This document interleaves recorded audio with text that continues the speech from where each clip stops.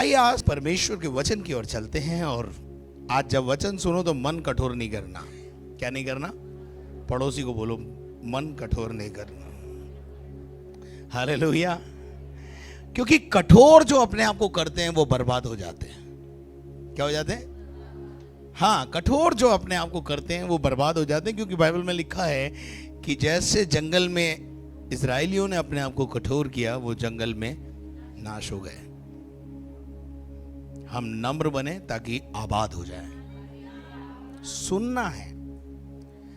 तो भजन 48 का 7 पद क्या कहता है? पढ़िए। भजन 48 का 8 पद। सेनाओं के यहोवा के नगर में, सेनाओं के यहोवा के नगर में, अपने परमेश्वर के नगर में, हाँ, जैसा हमने सुना था, हाँ, वैसा देखा भी है। वैसा देखा भी है। परमेश्वर उसको सदा दृढ़ और स्थिर रखेगा। आमीन।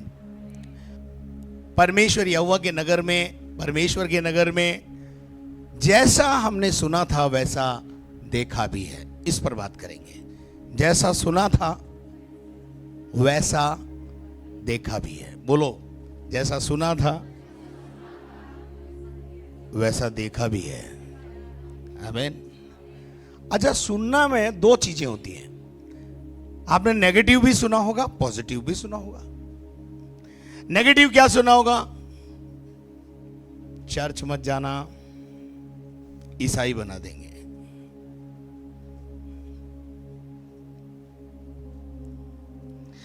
चर्च में जाने से 5 लाख रुपया मिलता है। ठीक है। हाँ, बहुत कुछ नेगेटिव बातें हमने क्या करी? सुनी। अब इतना नेगेटिव, इतना नेगेटिव, इतना नेगेटिव सुना कि अब हमारी तो जाने की इच्छा होती नहीं। पर प्रॉब्लम क्या थी? मरता क्या नहीं करता? मरता क्या नहीं करता? छुटकारे के लिए वहां गए, वहां गए, वहां गए, वहां गए, वहां गए, वहां गए, कहीं छुटकारा नहीं मिला। तो किसी ने फिर बोला, चर्च में भी छुटकारा मिलता है। चर्च में छुटकारा मिलता है, चंगाई मिलती है, समस्याओं का समाधान मिलता है। तो ये नेगेटिव बातों को सुनने के बाद भी हमने सोचा चलो चल के देखते हैं। चल के देखने में क्या बुराई है? तो चल के देखने के चक्कर में इधर आ गए, और जब से आए हैं जा नहीं पा रहे हैं। हालेलुया। क्योंकि जैसा हमने सुना था उसके विपरीत हमने यहां पर अंदर पाया। यहां क्या पाया? सच्चाई पाई, प्रेम पाया, इज्जत पाई। हालेलुया। बराबरी का मामला पाया। कोई ऊंच नीच यहां पे दिखाई नहीं दी। तो पता चला यार, जो कुछ सुना था वो तो सब गड़बड़ झाला था। यहां तो आकर के कुछ और ही दिखा, कुछ और ही समझ में आया। हाँ जी। यहां तो बराबरी की बात करते हैं। हाँ जी।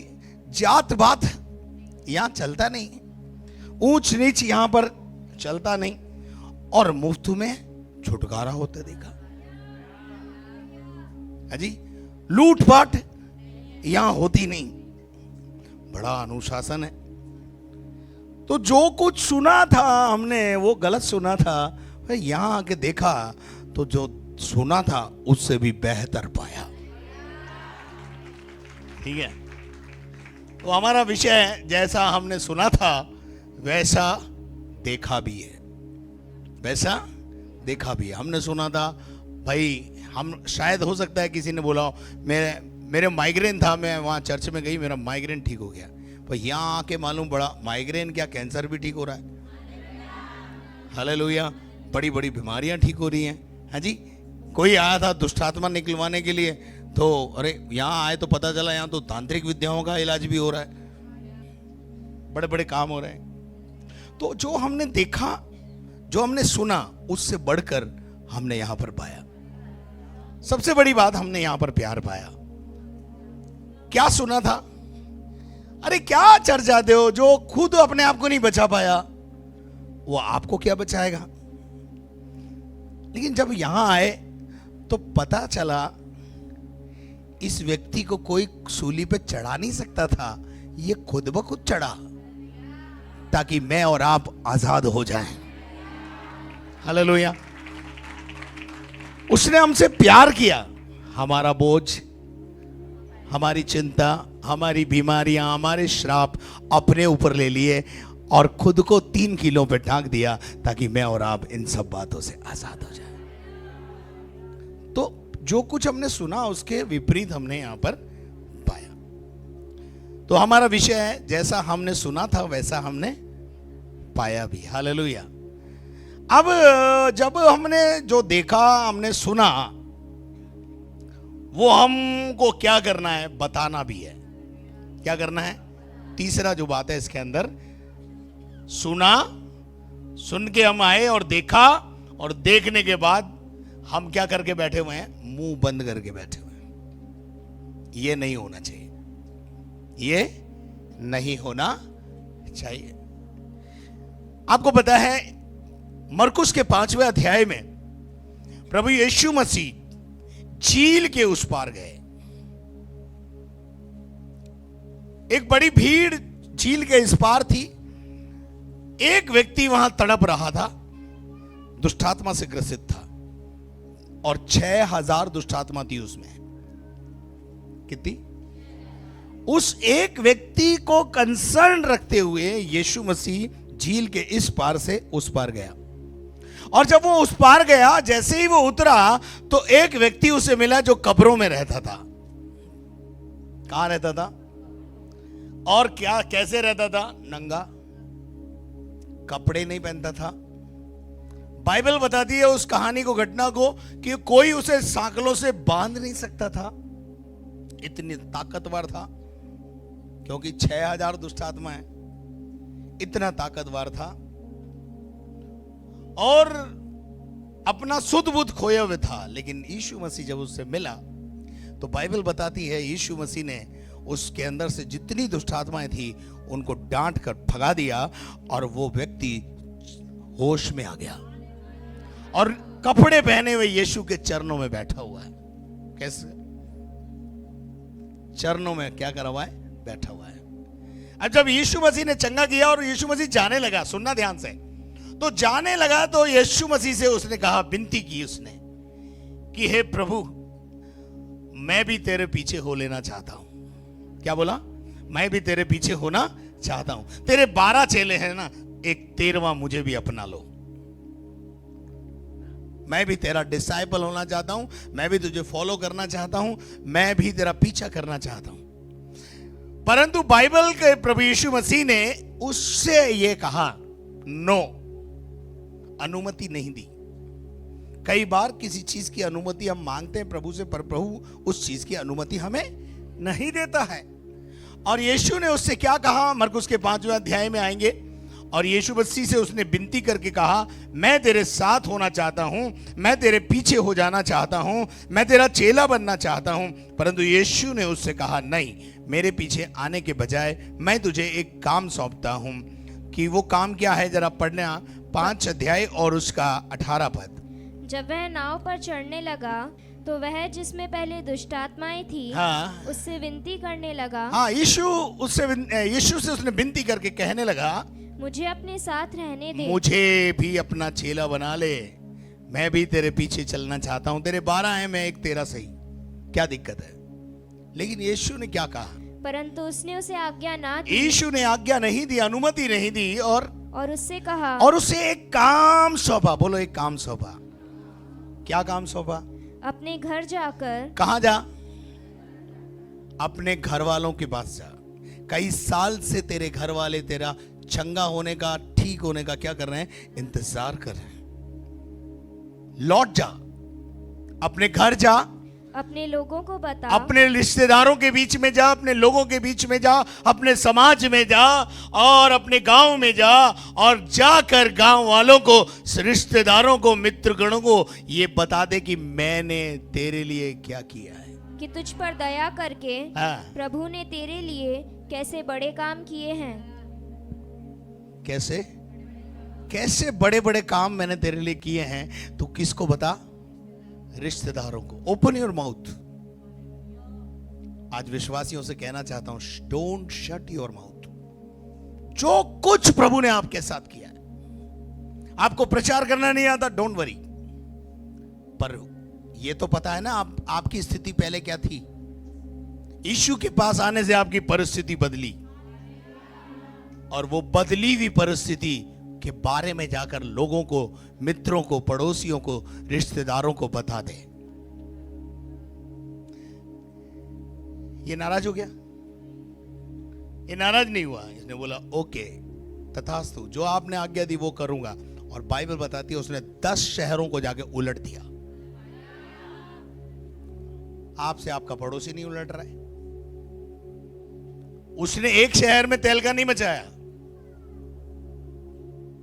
उसने 10 शहरों को प्रभावित कर लिया। हालेलुया। जब लोग आपसे पूछे ये काम क्यों कर रहे हो, ये काम क्यों नहीं करते, ये काम क्यों करते हो, ये काम क्यों नहीं करते हो, तो उनको एक जवाब दो। यूहन्ना के 5वें अध्याय में एक व्यक्ति 38 साल से बीमार पड़ा था। कोई उसके पास आया नहीं उसकी सुधि लेने, कोई समझाने, कोई उसकी हेल्प करने, कोई उसको पानी में उतार दे ठंडा हो जाए, उसके लिए कोई नहीं आया। Nobody, no one. जब आपकी परिस्थितियां खराब है ना, कोई नहीं आएगा आपके पास। आपकी समस्याओं में आपके साथ देने, आपको उठाने, आपको बचाने कोई नहीं आएगा। केवल आता है तो यीशु आता है। हालेलुया। 38 साल से एक व्यक्ति बीमार है, कोई नहीं आया, यीशु आया। यीशु ने आकर उससे पूछा तू चंगा होना चाहता है? वो बोला हाँ प्रभु चंगा तो होना चाहता हूं, पर सिस्टम यहां का बड़ा गड़बड़ है। क्या सिस्टम है? बोले कोई जो है मैं उतरूं उससे पहले कोई दूसरा उतर जाता है, या सिस्टम का बड़ा प्रॉब्लम है। यीशु ने कहा सिस्टम को मार गोली, अपनी खाट उठा और चला जा। हालेलुया। और बाइबल बता दी उसने अपनी खाट उठाने की ताकत को प्राप्त किया। उसने खाट उठाई और चल दिया। और जब खाट उठा के जा रहा था तो रास्ते में लोगों ने खाट क्यों उठा रहा है? तेरे को पता नहीं आज का दिन सबत का दिन, धर्म के ठेकेदार उठ के आ गए। पर उसने एक बेहतरीन जवाब दिया। उसने कहा ओ मेरे भाई, मैं 38 साल से बीमार पड़ा था, तब तू कहाँ था?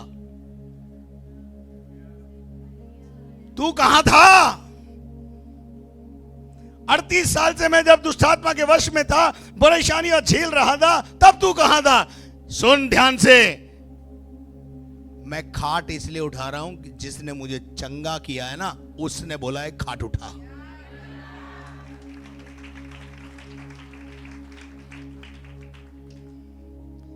यीशु मसीह ने आप में से भूत निकाला, आपको चंगा किया, आपसे फीस मांगी।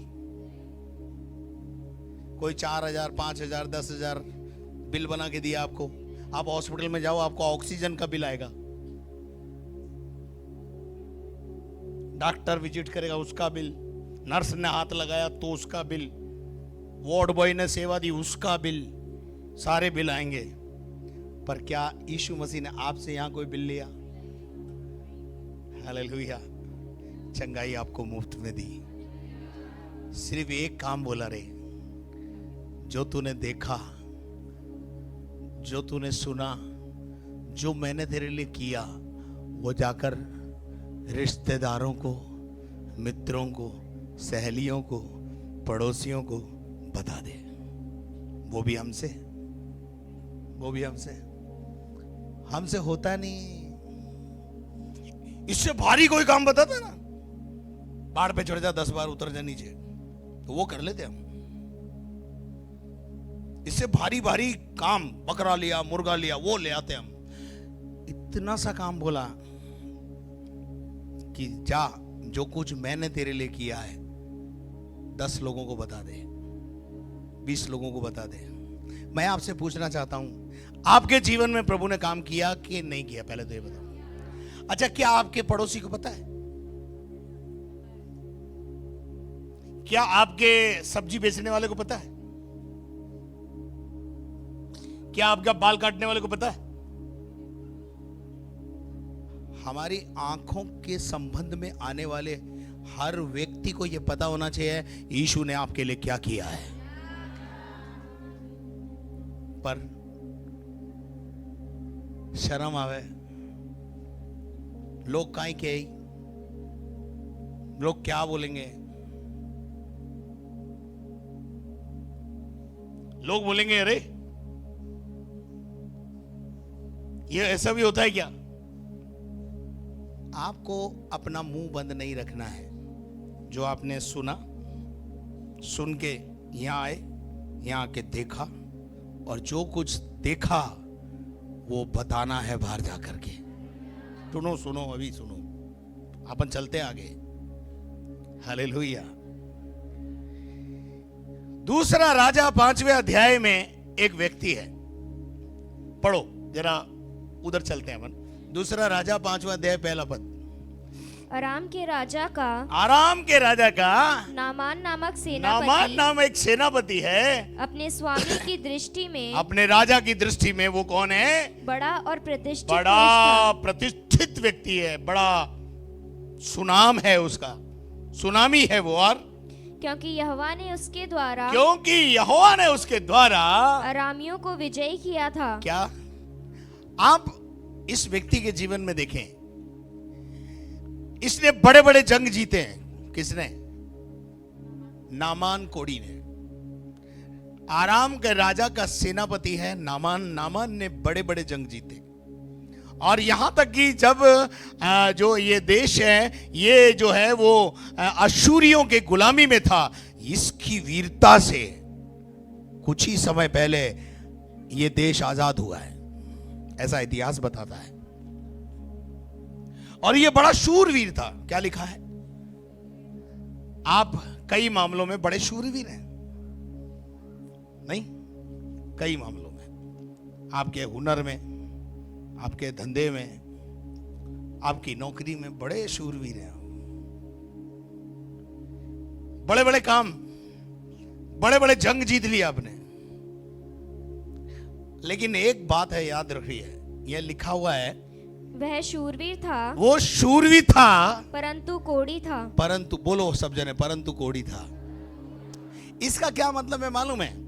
जीवन के हर क्षेत्र, कई क्षेत्रों में आप एक प्रभावशाली व्यक्ति हैं, आपके पास बहुत कुछ है, आप धनाढ्य हैं, आपके पास किसी भली वस्तु की कटी नहीं है, लेकिन समथिंग इज लैकिंग। जीवन के किसी क्षेत्र में आप कमजोर हैं, है ना? बड़े बड़े जहाज जो है ना, छोटी छोटी पतवार से डायरेक्शन दे दिया जाता है, ऐसा लिखा है बाइबल में। बड़े बड़े जहाज, छोटी छोटी जो वो पतवार होती है नाव से, उनको डायरेक्शन दिया जाता है, उनको मोड़ दिया जाता है, लेकिन जीभ किसी के बस में आती नहीं। ये बला है ऐसी, ये कंट्रोल नहीं होती। जीवन के कई क्षेत्र हैं जिनमें आप बहुत कामयाब हैं, आप एक अच्छे व्यापारी हैं, आप एक अच्छे नेता हैं, अभिनेता भी हो सकते हैं, लेकिन आपको यह पता नहीं है वाइफ को कैसे हैंडल करना है। हाँ जी, जीवन के किसी क्षेत्र में आप क्या हैं? कमजोर हैं, कोढ़ी हैं, बीमार हैं, तकलीफ में हैं, समस्या में हैं। इस बात को अच्छी रीति से आज समझ लेना कि जीवन के कई क्षेत्रों में हम उन्नति कर रहे होते हैं और हम कामयाब दिखते हैं लोगों के जीवन, लोगों को, लेकिन अंदर की बात यह है, कहीं ना कहीं हम भी टूटे हुए हैं और कमजोर हैं। कभी किसी को किसी की पत्नी ने तोड़ रखा है, किसी को पति ने तोड़ रखा है, किसी को माँ बाप ने तोड़ रखा है, और किसी को बच्चों ने तोड़ रखा है। कोई बच्चे की वजह से परेशान है, सब कुछ हैंडल हो रहा है लेकिन बच्चा हैंडल नहीं हो रहा, है ना? भाइयों के लिए बोल रहा हूं, सब कुछ हैंडल हो जाता, पादरी साहब मैं दिन में 100 ग्राहक निकालता हूं, पर घर में आते ही पत्नी हैंडल नहीं हो रही। जीवन के किसी क्षेत्र में आप कमजोर हैं, और आज सुबह जिस क्षेत्र में आप कमजोर हैं, आपका इलाज खुदा बाप करने जा रहा है। कोई तो बोले हालेलुया। वो शूरवीर था, परंतु लैकिंग है, कहीं ना कहीं परेशानी इसको परेशान कर रही है। आपके पास बहुत पैसा है लेकिन शांति घर में है, रह नहीं रही। बहुत बुद्धिमान है आप, लेकिन आपकी बुद्धि कई जगह पर फेल हो जाती है। आपको पता है, मूसा से एक दिन परमेश्वर सराय में मिला। क्यों?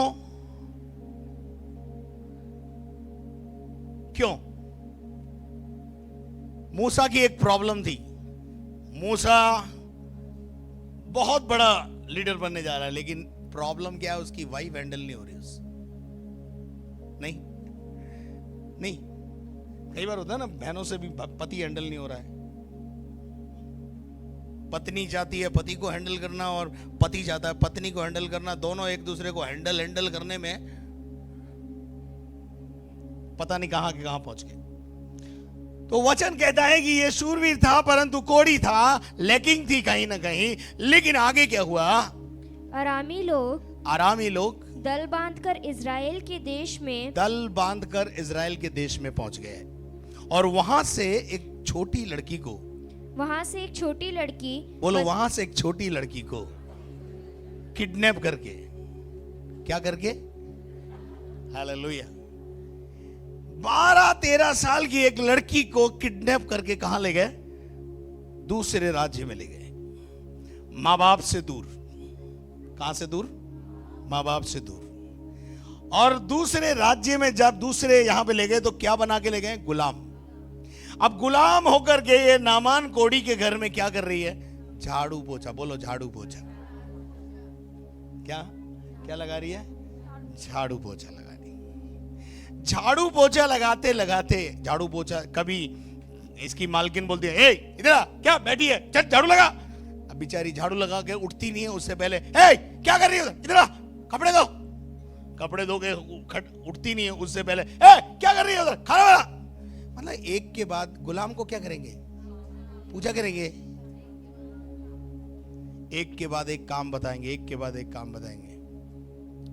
तो इसका दिल अपने स्वामी के साथ, या जो ऊपर वाला है इसका, जिसके घर में ये रह रही है, उसके प्रति क्या करेगा?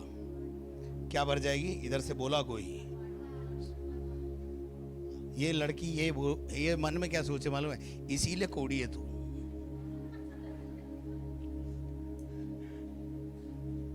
घर तुम्हारा घर का सत्यानाश है तुम्हारा। नौकर के दिल से कभी भी दुआ और अच्छाई की बातें मुझे नहीं लगता निकलेगी, बट ये छोटी लड़की के दिल से, इसकी खूबी क्या है? छोटी लड़की की शिकायत नहीं है इसको ना अपने खुदा से शिकायत है। यहां झाड़ू पोछा करवा रहा है मेरे से, ये पास्टर राजेंद्र डेविड से भी इसको कोई शिकायत नहीं। कभी कभी हमको पास्टर से बहुत शिकायत होती है, इस लड़की को क्या नहीं है? अपने खुदा से शिकायत नहीं है, अपने पास्टर से शिकायत नहीं है, और अपने स्वामी से, जिसके घर में ये नौकर चाकर का काम कर रही है, दिन रात इसकी मालकिन इसे पीसती है बुरी तरह से, उससे भी कोई शिकायत नहीं। ये अभी भी क्या चाहती है? मेरे मालिक का भला हो जाए। इसका मतलब क्या मालूम है? इसके दिल में कड़वाहट नाम की कोई चीज। आज हमारे दिलों में लोगों के प्रति क्या है?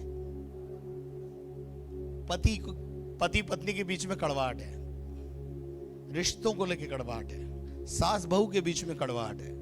अगर आपके पास कड़वाहट है, मालिक और स्वामी के बीच में कड़वाहट ना रहे, ये मैं मानता ही नहीं। लेकिन ये जो छोटी लड़की है, इसके दिल में इसकी पहली खूबी है, शिकायत नहीं है, किसी से कोई शिकायत नहीं है। परिस्थितियां विषम है। बोलो परिस्थितियां विषम है। पड़ोसी को हिला के बोलो परिस्थितियां विषम है, पर इवेंजलिज्म जारी है। नहीं आई समझ में? बोलो परिस्थितियां विषम है, यानी अनुकूल नहीं है, विपरीत है। झाड़ू, पोछा, कपड़े, फिर प्रेस, फिर बर्तन, फिर खाना, परिस्थितियां, कड़वाहट होनी चाहिए अंदर। लेकिन इस लड़की के दिल में शिकायत नहीं है और कोई कड़वाहट नहीं है। और जब इसके दिल में कोई शिकायत और कड़वाहट नहीं है, मुंह से कुछ निकल रहा है। देखते हैं मुंह से क्या निकला। खड़े रहना है। हाँ? मुंह से क्या निकला, आगे देखो। उसने अपनी स्वामिनी से कहा, उसने अपनी मालकिन से कहा, मालकिन, यदि मेरा स्वामी, यदि हमारे भाई साहब, अंकल जी, नाना जी, जो भी है, शोमरोन के भविष्यद्वक्ता, ये अगर वहां होते जहां जहां से मुझे उठा के लाए हो, तो क्या ही ये अच्छा? अगर वहां होते तो इस समस्या का समाधान मिल जाता। कोई तो बोले हालेलुया। इस लड़की ने क्या करा? सुसमाचार। क्योंकि इस लड़की ने जब ये शोमरेन में थी उस समय सुना था बाबा एलीशा काम करता है, बाबा एलीशा के मठ में जाने से लोग चंगे हो जाते हैं। ये सुना था, ये सुना था, बोलो सुना था। अब ये लड़की जो बाल्यावस्था से यहां आ रही है और इसने बड़े बड़े भूत निकलते हुए यहां पे देखे, ये चुप रह सकती है? रह सकती है? बड़ों का प्रॉब्लम क्या है मालूम है? मुंडा खोलेंगे नहीं, पर जो बच्चे होते हैं ना, बच्चे, वो इतवार को देख के जाते हैं, मंडे को अपनी क्लास में बैठकर, ओए सुन, कल मेरे पादरी ने बड़ा वाला भूत निकाला, बॉम्बे वाला। बोले बिना, बच्चा बोले बिना आप, मैं क्यों बताऊं, मैं क्यों बताऊं? विषम परिस्थिति में इसके दिल में ना तो कोई कड़वाहट है, ना कोई शिकायत नहीं है, और मुंह खोल रही है कि प्रभु तू लोगों का भला करता है, मेरे स्वामी का भी भला कर दे। कोई तो बोले हालेलुया, हालेलुया। क्या बढ़िया नेचर है लड़की का, है? इसने मुंह खोला और खुदा ने काम कर दिया। बैठ जा बेटा, थैंक यू, ताली बजाओ इसके लिए, हालेलुया। जब आप मुंह खोलेंगे प्रभु काम करेगा। आपको पता है क्या हुआ? इस लड़की ने मुंह खोला, इसने जो देखा था, इसने जो सुना था, वो बयान किया, बताया। बोलो बताया, बोलो हम सुनेंगे, देखेंगे, बताएंगे। हालेलुया। हम बताए नहीं, ये बोलो ना, ये होगा। हम बताए नहीं, यही होगा। हाँ, यही तो हो रहा है। आपको पता है, अगर ये नहीं हो रहा होता और आपने वो किया होता जो वचन में लिखा है कि हम सबको बताएंगे, वो एक गाना भी है ना, सबको बताएंगे, सबको। हाँ, बस ये गाने में अच्छा है, यीशु अच्छा है, भला है, चंगा करता है, छुटकारा देता है, भूत निकालता है, भूतनी भी निकालता है, बड़े बड़े जादू टोना तंत्र मंत्रों से आजाद करता है और शांति स्थापित कर देता है। ये हमने देखा, हमने सुना। तो यहां हम देखते हैं कि जो इस लड़की ने देखा, सुना, वो अपने मन में नहीं रखा, परंतु इसने क्या किया? परिस्थितियां कैसी थी? ये चाहती तो क्या करती? मैं काहे को बताऊं, मेरे को इतना तंग करता मुआ नहीं। लेकिन उसके दिल में यह भावना नहीं है। उसके दिल में यह भावना है, मेरा स्वामी अच्छा हो जाए, मेरा स्वामी जिस परेशानी में से होकर गुजर रहा है, प्रभु उसे आजाद कर दे। और आपको पता है, जैसे ही इस लड़की ने स्वामी को बोला, मालकिन को बोला, आपको पता है क्या हुआ? वो बात राजमहल तक पहुंच गई। हालेलुया। आपको पता है देश में क्या हो गई? हलचल हो गई। 2 देशों में एक स्टेटमेंट से हलचल हो गई। उधर तो हुई जो हुई, जब वो चिट्ठी लेकर इधर आया, इजराइल देश में आया, तो वहां भी हलचल हो गई। देखो देखो, ये कोई लड़ाई का बहाना ढूंढ रहा है। अरे कुछ नहीं, इवेंजलिज्म का काम है ये। हालेलुया।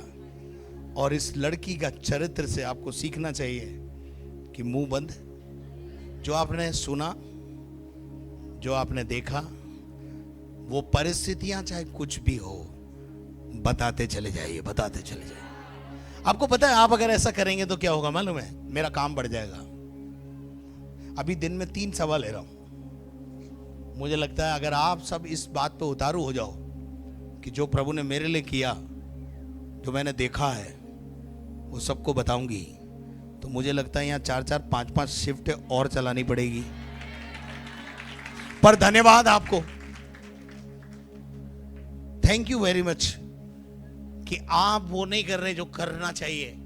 मैं आराम में हूं, पास्टर एनोस आराम में है, मेरे स्टाफ भी आराम में है। हाँ जी, वरना रोज यहीं पे सभाएं चलती रहेगी। क्या आप मेरे साथ हैं? हालेलुया। एक और बात आपको बताकर समझाना चाहता हूं, पढ़िएगा 2 राजा 5वें अध्याय की बात हो गई, अब 7वें की बात करते हैं। 7वें के पहले पद से पढ़े। तब एलीशा ने कहा, तब एलीशा बाबा ने कहा, यहोवा का वचन सुनो। खुदा का कलाम सुनो। यहोवा यूं कहता है, यहोवा यूं कहता है, कल इसी समय शोमरोन के फाटक में सआ भर मैदा एक शेकेल में और 2 सआ जौ 2 सा मैदा जो एक शेकेल में बिकेगा। इसका क्या मतलब है मालूम है? अगर आप इस कहानी को, इस घटना को समझना चाहते हैं तो आपको 6ठे अध्याय के आखिरी पदों को पढ़ना पड़ेगा। वहां पर हम देखते हैं कि अहाब राजा परेशान है और एलीशा को क्या करना चाहता है? मार डालना चाहता है। क्योंकि सारी विपत्ति का जिम्मेदार कौन है? अकाल पड़ा हुआ है, वहां पर महंगी हुई भी है, वहां पर खाने को रोटी नहीं है, वहां पर पीने को पानी नहीं है, वहां पर। ये राजा का काम है या एलीशा का काम है? ये जिम्मेदारी किसकी है? राजा की है। लेकिन राजा इस जिम्मेदारी को अपने ऊपर नहीं ले रहा। इस जिम्मेदारी को किसके ऊपर ठहरा रहा है? ऊपर पढ़ना जरा, 6ठे अध्याय के आखिरी पैराग्राफ जो है। एलीशा अपने घर में बैठा हुआ एलीशा बाबा अपने घर में बैठा हुआ है और पुरनिये भी उसके संग पुरनिये भी उसके साथ है, बुजुर्ग भी बैठे हुए हैं, मीटिंग चल रही है। और अतः जब राजा ने अपने पास से एक जन भेजा, तब उस दूत के पहुंचने से पहले उसने पुरनियों से कहा, देखो इस खूनी के बेटे ने किसी को मेरे सिर काटने को भेजा है। किसी को मेरा सर काटने के लिए, मुझे मार डालने के लिए भेजा है। और वो आ रहा है, दरवाजा बंद करो, क्योंकि पीछे पीछे राजा भी आ रहा है। अरे तुझे कैसे पता? ये यहोवा का जन है, इसको नहीं पता चलेगा तो किसको चलेगा? हालेलुया। आगे बढ़ो। इसलिए जब वो दूत आए तब किवाड़ बंद करके आगे रोके रहना। आगे क्या उसके स्वामी के पांव की आहट उसके पीछे नहीं सुन पड़ती? आगे वह उनसे यूं बातें कर ही रहा ये था, बातें वो कर ही रहा था कि राजा उसके पास आ पहुंचा। राजा उसके पास आकर बोलता है और कहने लगा यह विपत्ति यहोवा की ओर से है। अब मैं आगे को यहोवा की बाट क्यों जोहता रहूं? ये विपत्ति यहोवा की ओर से आई है। मैं यहोवा की आराधना क्यों करूं? मैं यहोवा क्यों करूं? मैं प्रभु क्यों करूं? क्या प्रभु विपत्ति डालता है? नहीं, विपत्ति से आजाद करता है। अब सुनो आगे।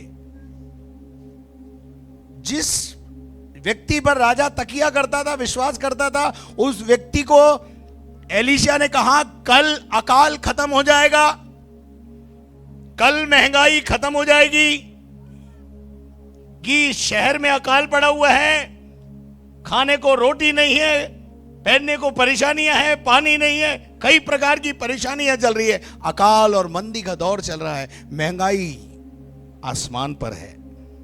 लेकिन एलीशा ने एक घोषणा कर दी। एलीशा ने कल क्या क्या घोषणा कर दी? ए भाई सुन, कल अकाल खत्म हो जाएगा, कल पेट्रोल सस्ता हो जाएगा, अनाज सस्ता हो जाएगा, कल सब कुछ ठीक हो जाएगा। तो ये व्यक्ति क्या बोल रहा है मालूम है?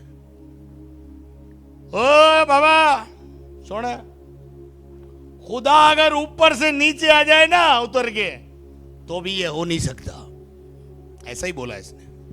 तब उस सरदार ने, तब उस व्यक्ति ने, जिसके हाथ पर राजा तकिया करता था, हाँ, क्या बोला? परमेश्वर के भक्त को उत्तर देकर हाँ, कहा, क्या कहा? सुन सुन, चाहे यहोवा आकाश के झरों के खोल दे, और तो भी क्या ऐसी बात हो तो सकेगी? भी ऐसा नहीं हो सकता। अरे खुदा खुद उतर के आ जाए तो भी ऐसा। अच्छा आप देखो, मैंने पहले ही बताया कि अगर पति पत्नी का झगड़ा है तो पति जो है वो पत्नी से निपट ले, पत्नी के माँ बाप को ले आता बीच में, और उसके बाद तो जो आग लगती है उसको कोई बाप नहीं बुझा सकता। लड़की बोलती है, ए, मेरे को बोल ले जो कुछ बोलना है, मेरे बाप के लिए बोला ना, तो जैसे लंका जलाई ना वैसे जला के रख दूंगी। हाँ, ये मामला ही खतरनाक है। इसलिए मैं समझाता हूं भाइयों को समझाता हूं मैं, आप अलग से समझाता हूं मैं, कि आप लोग अपना मैटर जो है ना थोड़ा सीमित रखो। वो फायर ब्रिगेड से बुझ जाएगा, लेकिन अगर जो बोला ये वाला सेंटेंस, तो दुनिया की कोई ब्रिगेड आके उसे बुझा नहीं पाई। इसने खुदा को लपेट दिया बीच में। इसने कहा अगर खुदा उतर आए और खुदा आकाश के झरों के खोले तो भी कल ऐसा हो नहीं सकता। ये मेरा चैलेंज है। इसने किसको चुनौती दे दी? परमेश्वर के दास को और परमेश्वर को, दोनों को चुनौती दे दी। हालेलुया। अब क्या हुआ मालूम है? आगे लिखा है 4 कोढ़ी फाटक के बाहर थे। 4 कोढ़ी। ये कोढ़ी फाटक के बाहर क्यों रहते हैं?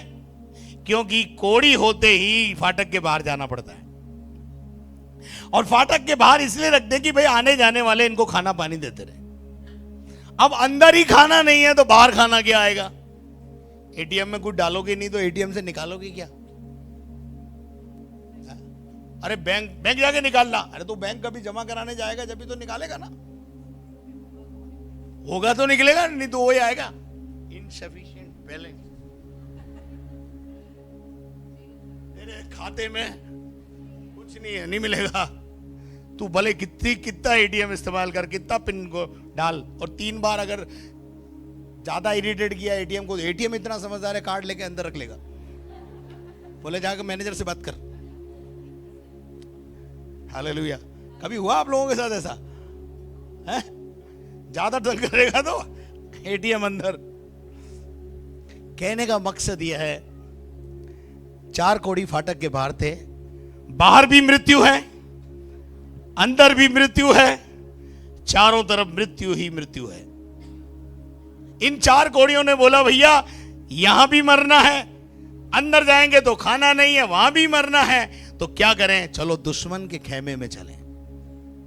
मरना तो वहां भी है, वहां भी मौत है, यहां भी मौत है, वहां भी मौत है।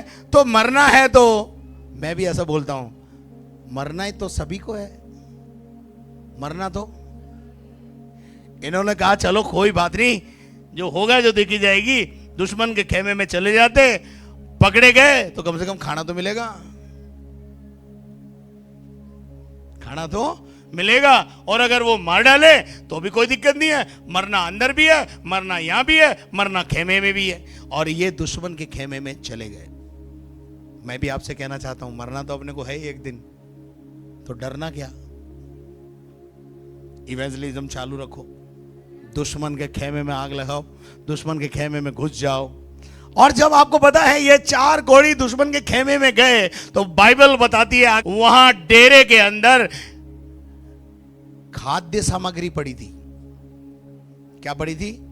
सोना पड़ा था, चांदी पड़ी थी, और गेहूं पड़ा था, और जौ पड़ा था, और 300 रुपए किलो का टमाटर पड़ा था। क्या पड़ा था? ये जैसे ही अंदर गए तो टमाटर देख के इनकी तबीयत खुश हो गई, क्योंकि बहुत दिनों से टमाटर पे बहुत ज्यादा मार है। इन्होंने कहा यार टमाटर बढ़िया बात है। अंदर गए, इन्होंने क्या किया, इधर उधर देखा, कोई है तो नहीं, देखा तो कोई नहीं। इन्होंने क्या किया, सबसे पहले पेट पूजा, पीछे काम दूजा। पहले खाया पिया, क्या करा, पहले खाया पिया, उसके बाद निकाला छुपाया। ऐसा लिखा है आगे। क्या करा उन्होंने, खाया पिया और क्या करा, थोड़ा सोना थोड़ी चांदी और ये सब ले जाकर क्या कर दिया, डेरे के अंदर छुपा दिया। अब ये छुपाता कौन है, छुपाता चोर नहीं है, कुत्ता।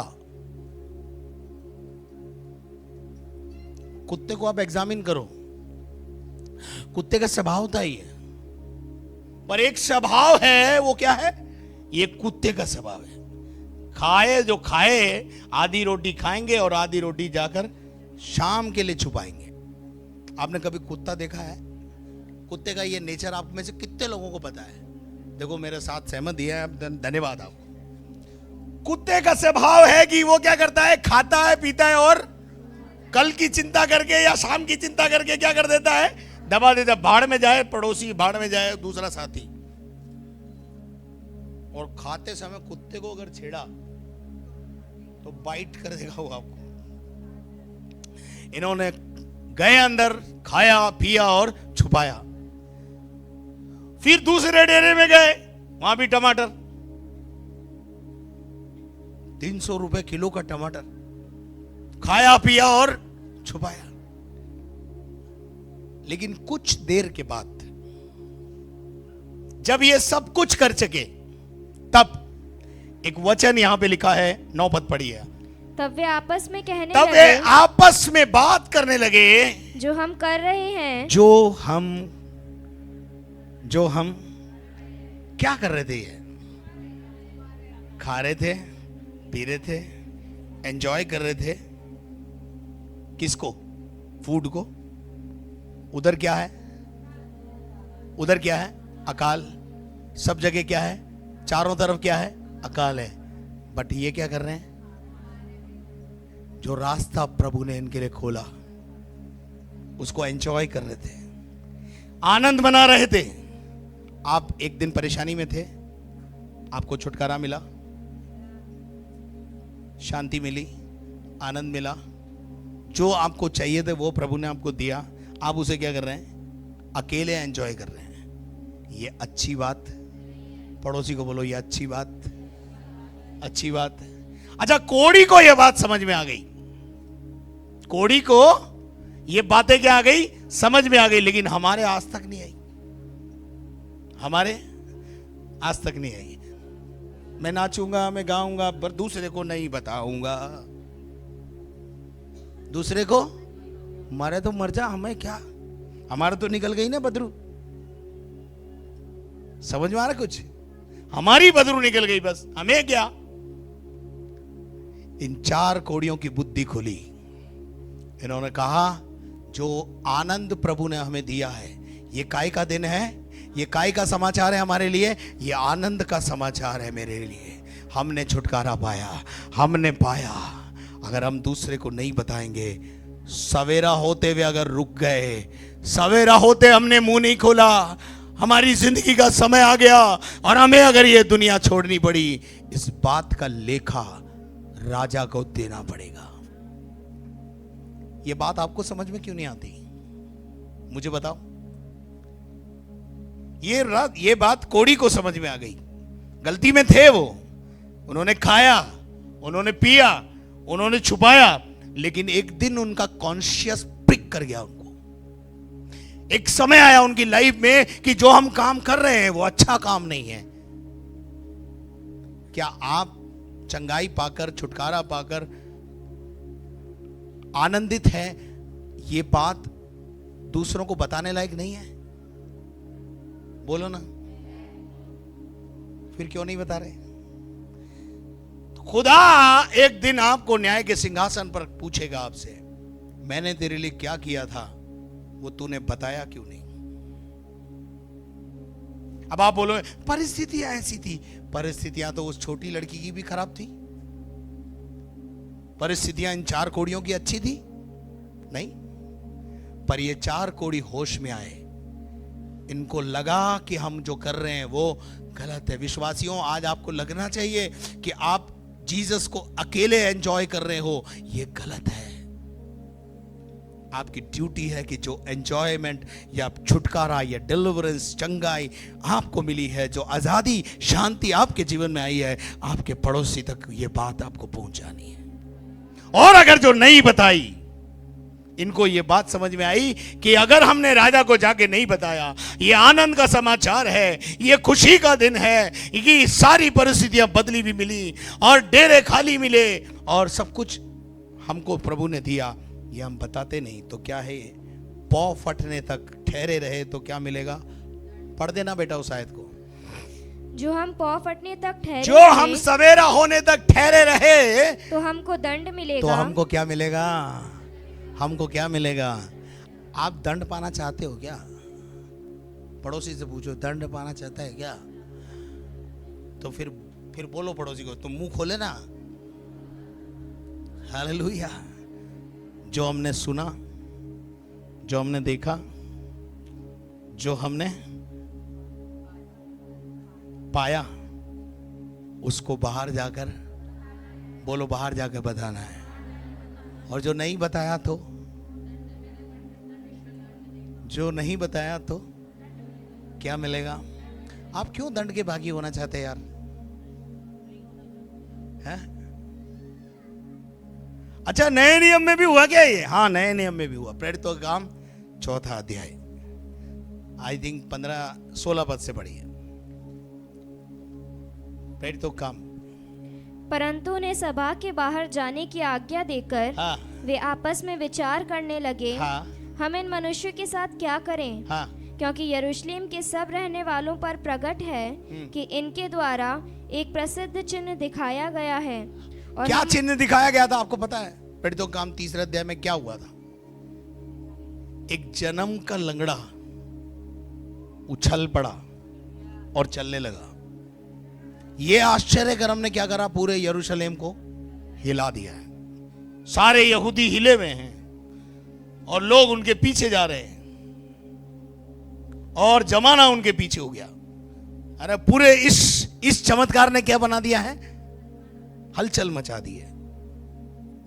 आपको यीशु मिल गया, आपको छुटकारा मिल गया, मुफ्त में मिल गया। आपकी ड्यूटी है कि अब आप उनको जाकर बताओ जो अभी तक बंधन में है, जो समस्या में है। मुंह खोलो अपना, बोलो, बंद मत रखो। उसके बाद हम देखते हैं यहां पर एक लंगड़ा चंगा हो गया। इन्होंने पतरस, यूहन्ना, याकूब को बुलाया, बोला ए इधर, बोले ये जिस नाम से तुम ये काम करते हो ना, उसके बारे में प्रचार कर बंद करो। क्या बोला, क्या बोला? यीशु के नाम से दोबारा कोई प्रचार विचार मुंह से सुनना नहीं चाहते। पढ़ो आगे क्या लिखा है। कि इनके द्वारा एक प्रसिद्ध चिन्ह दिखाया गया है, आगे आगे, और हम उसका इनकार नहीं कर सकते। हम कैसे डिनाई करें भाई? ये तो वाक्य में लंगड़ा तो चंगा हुआ है, हमने देखा अपनी आंख से, गवाह तो हम भी है।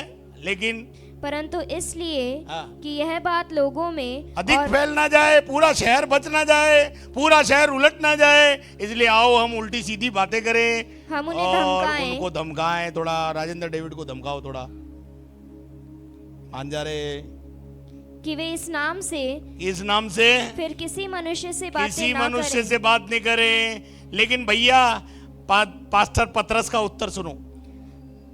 आपका उत्तर तो कुछ हो सकता है, लेकिन पास्टर पतरस का उत्तर सुनो। आगे बढ़ो।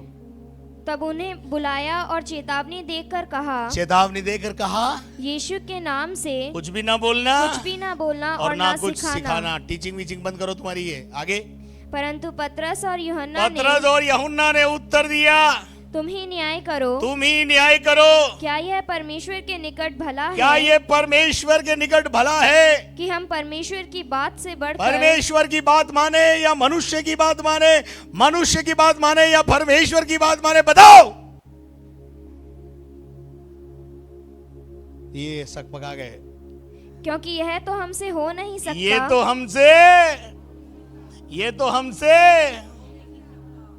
ये तो पतरस बोल रहा, आप क्या बोल रहे हो? ये तो हमसे हो नहीं सकता कि जो हमने देखा और सुना उसको वह ना कहें। पड़ोसी को हिला के बोलो, ये तो हमसे हो नहीं सकता कि जो हमने देखा और जो हमने सुना उसका बयान खाए बिना रह जाएंगे पर बोले बिना। लेकिन आप रहते हो। आश्चर्य कर्मों को प्रभु ने आपके जीवन में प्रकट किया है। Don't preach the gospel, tell your testimony. अपनी गवाही बता दो बस। आपकी गवाही में इतना दम है कि हजारों लोगों को वो प्रभु के पास ला सकती है। आपकी गवाही में, आपकी गवाही में ताकत है। जो प्रभु ने आपके लिए किया वो बताओ बस। अपनी भाषा में बताओ, लच्छेदार भाषा में बोलने की जरूरत नहीं है। जो कुछ यीशु ने आपके लिए किया वो लोगों को बता दो। और जो मुंह नहीं खोला तो पड़ोसी को यह भी बता दो, तू मुंह नहीं खोला तो।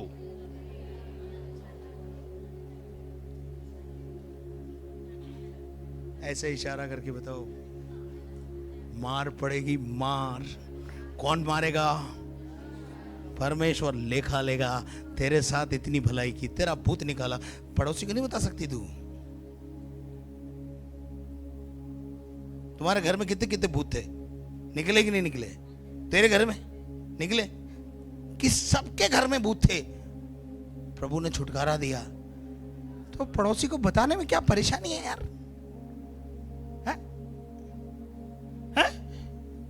मैं सबको बताऊंगी, मेरे धोबी को बताऊंगी, मेरे सब्जी बेचने वाले को बताऊंगी, मेरे माली को बताऊंगी, मेरे दूध वाले को बताऊंगी, मेरे किराने वाले को बताऊंगी, मेरे बाल काटने वाले को बताऊंगी, मेरे ब्यूटी पार्लर वाली को बताऊंगी, सबको सुनाऊंगी यीशु ने मेरे लिए क्या किया है।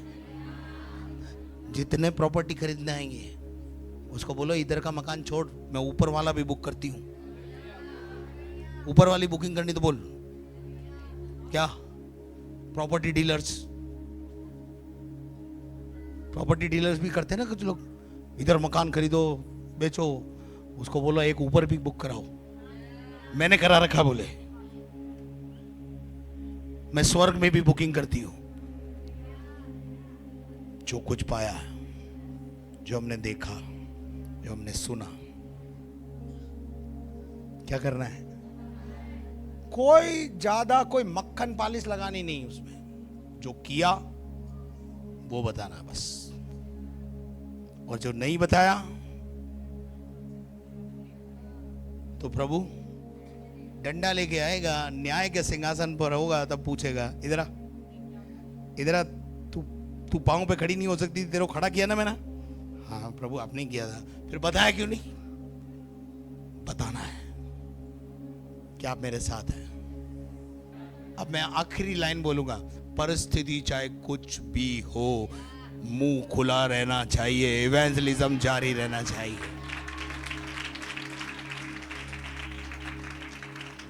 बोला जान से मारे, बोले मार तू। मैं मरने को तैयार हूं पर मुंह बंद, पर बोलने बिना कौन रह सकूं? यानी मसीह में भी मरने को तैयार हूं पर यीशु का नाम मुंह से जो बोलूंगी जरूर, प्रचार जरूर करूंगा।